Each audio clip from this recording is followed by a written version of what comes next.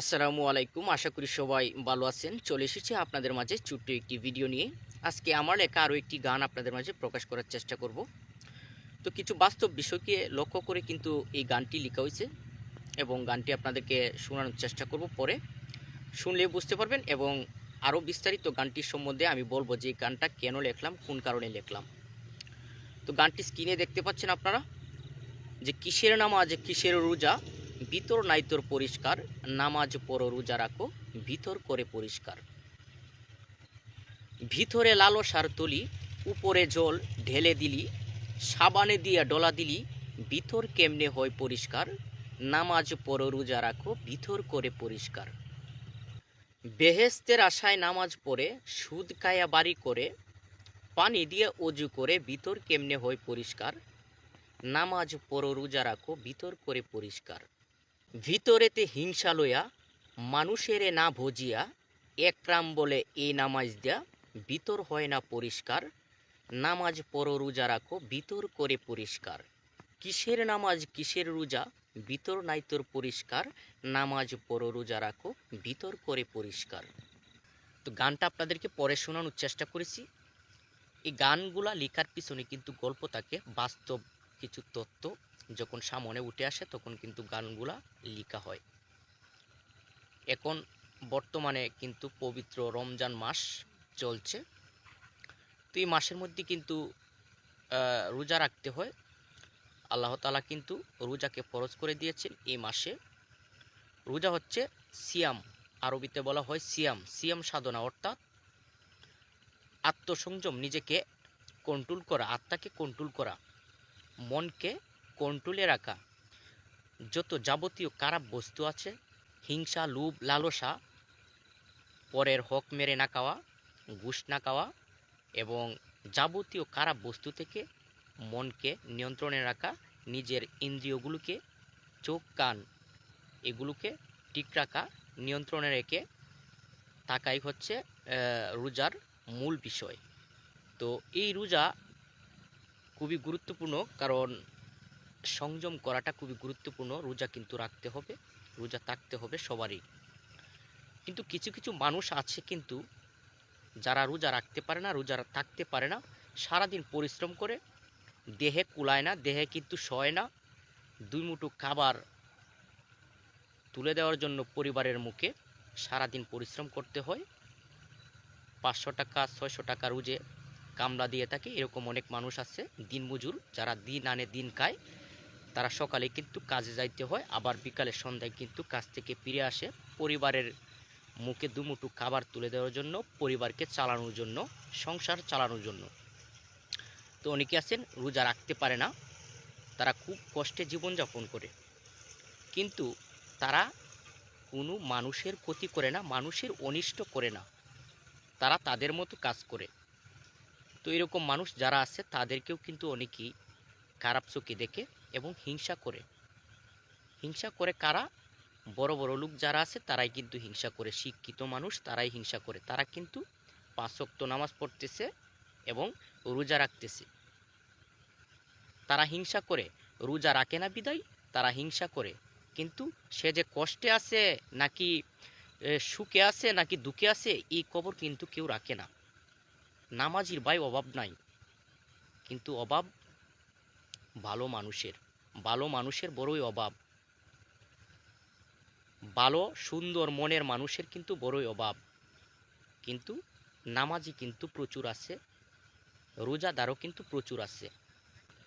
আপনি 2 দিন 3 দিন যদি না খেয়ে থাকেন, যদি খারাপ পরিস্থিতিতে আপনার সময়গুলি কাটে, কেউ কিন্তু আপনার খবর নিবে না, এই বিষয়টা কেউ জানবেও না এবং কেউ আপনাকে 2 টাকা দিয়ে কিন্তু সাহায্য করবে না।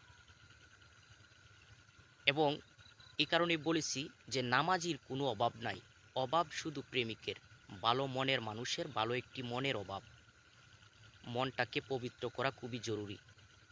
উপরের কথাগুলি সবাই বলে, ভিতরের কথা কেউ বলে না। যদি মন পবিত্র হতো তাহলে কিন্তু এই দুনিয়ার মধ্যে কিন্তু এত দাঙ্গা হাঙ্গা কিন্তু হইতো না। চলছে কি বর্তমানে? শুধু কাওয়া কাওয়ি, খারে কে মেরে খাবে। হ্যাঁ, একজন যদি উপরে উঠতে চায় তাকে কিভাবে নিচে ডাবানো যায় এই বিষয়গুলাই কিন্তু নিয়ে গবেষণা করা হয়। যারা খারাপ পথে আছে তারা, আমি সবাইকে বলি না, কিছু কিছু মানুষ আছে, সব মানুষ না, সবাইকে বলতেছি না, কিছু মানুষ আছে, আমি নিজেই দেখেছি, যার কারণে গানটা লিখেছি। বিস্তারিত এখন আমি আপনাদেরকে বলবো। কিছু মানুষ আছে, তারা সেহরি খাওয়ার পরে, তারা কিন্তু রোজা রাখে, সেহরি খাওয়ার পরে সারাদিন তারা উপবাস থাকে, তাদের প্রচুর টাকা আছে, টাকার কোনো অভাব নাই, তারপরেও এই টাকায় কিন্তু তাদের পোষায় না, তাদের কিন্তু আরও টাকার প্রয়োজন, তারা কিন্তু আরও টাকার সন্ধান করে, টাকার পিছনে ছুটে চলছে। তারা তারা এসিতে বসে থাকে, ছায়ার মধ্যে বসে থাকে, চেয়ারের মধ্যে বসে থাকে, আরামসে থাকে, তারপরেও তাদের ভিতরে কিন্তু ক্ষুধার যন্ত্রণা কাজ করে সারাদিন। কারণ এটা হঠাৎ করে কিন্তু একটি মাস চলে আসে রোজার, আর সারা বছর কিন্তু ভালো ভালো খাবার খায়। হঠাৎ করে যদি একটা মানুষ এভাবে পরিশ্রম করতে হয় তাহলে তো তার অবশ্যই চটপটানি থাকবে। তো খাবার খায় না ভয়ে, রোজা ভেঙে যাবে, ফলে ভেঙে যাওয়ার ভয়ে খাবার খায় না, কিন্তু একটা জিনিস কিন্তু অবশ্যই খাইতেছে, খাবার খাইতেছে না কিন্তু একটা জিনিস অবশ্যই খাইতেছে। কি খাইতেছে? ঘুষ খাইতেছে, ঘুষ প্রতিনিয়তই খাইতেছে, এবং পরের হক কিন্তু মেরে খাইতেছে। আমি সবাইকে বলি না, যারা করতেছে, যারা এই কাজের সঙ্গে লিপ্ত আছে, জড়িত আছে, এই কাজগুলি যারা করতেছে তাদের উদ্দেশ্যেই কিন্তু এটা বলা হইতেছে। এই কাজগুলিতে তারা লিপ্ত আছে, লোভ লালসায় কিভাবে পরের ক্ষতি করা যায় এবং কিভাবে পরের হক মেরে খাওয়া যায়, কিভাবে একজনকে ডাবানো যায়, এই চিন্তাগুলায় তারা মগ্ন থাকে, এবং এই ঘুষ খাইতেছে এবং এই খারাপ কাজগুলি করতেছে, সঙ্গে কিন্তু নামাজ পড়তেছে, রোজাও রাখতেছে। এটা কি করতেছে তারা? অবশ্যই আপনারা কমেন্ট করবেন যে কথাগুলি আমি বলতেছি এগুলা কি লিগেল নাকি আনলিগেল। আর অন্যদিকে যে ব্যক্তি রোজা রাখতেছে না, আগে বলেছি যে সারাদিন পরিশ্রম করে দুমুঠো খাবার তুলে দেওয়ার জন্য পরিবারের মুখে এতটা পরিশ্রম করে তার দেহে সয় না, তাকে আবার প্রেশার দেয়, এইসব লোকেরাই আবার প্রেশার দেয় যে রোজা রাখোস না, কি করস, কিন্তু তার যে লাল বাতি জ্বলতেছে পরিশ্রম করতে করতে দেহের মধ্যে, দেহে যে সইতেছে না, এই বিষয়টা বলে না, এই বিষয়টা তার ভিতরে যায় না, হ্যাঁ, অনুভব করে না, সে কষ্টে আছে নাকি দুঃখে আছে, সে কিভাবে চলতেছে এই বিষয়টা তার ভিতরে যাইতেছে না, সে উল্টো প্রেশার দিতেছে। এই যে বিষয়গুলো খুবই গুরুত্বপূর্ণ, বিষয়গুলো লক্ষণীয়, এবং দেখেছি লক্ষ্য করে, কিন্তু এই বিষয়গুলো মোটেও কিন্তু সঠিক কাজ নয়। তো যে রোজা রাখতেছে না, সে কারো হক মারতেছে না, সে কারো ক্ষতি করতেছে না, সে কিন্তু তার পেটের তাগিদে কিন্তু সে চলছে, কিন্তু কারো ক্ষতি করছে না, সমাজের ক্ষতি করছে না।